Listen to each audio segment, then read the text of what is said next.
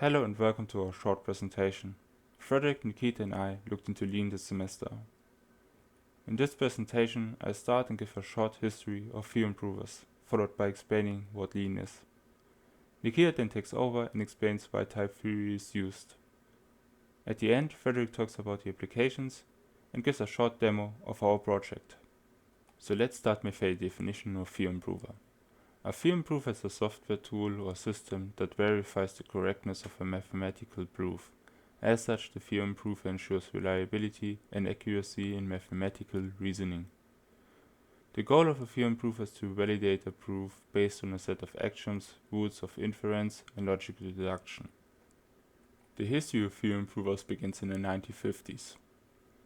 The first theorem provers were automated theorem provers, where assertions were proven automatic.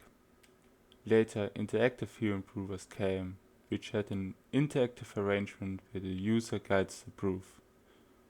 Today, there are many theorem provers, for example, Coq, HOL, and Isabelle, and many more. So what is Lean? Lean is an interactive theorem prover and a functional programming language. Lean was developed at Microsoft Research in 2013 and was designed to help mathematicians and engineers to solve complex mathematical problems. It serves as a platform for software verification and development, formalizing mathematics and education. Lean is open source and hosted on GitHub. Lean 4 is the latest version. But why Lean? Lean closes the gap between automated and interactive theorem proving, and has a small trusted kernel based on dependent type theory. Lean has an active community and a math library, MathLab, which contains formalized mathematics. So let's talk about type theory and its importance for theorem provers. Well, we can use type theory to classify data into different types, and then we have operations on those types to make new types. This doesn't sound too exciting. What's the difference to set theory and why is it used? Well, in set theory, you have this implementation called a set, on which the logical foundation is built. In type theory, we don't have this restriction. We can choose the implementation afterwards. We might use the church encoding, we might use sets. We only have pretty much only logical rules, and we are free to choose what we do after that. Also important, everything has a type. Terms, functions, propositions, and even proofs can be constructed from those with types that depend on values. For example, a Boolean function that depends on a value and outputs a truth value can be used to make quantifiable statements.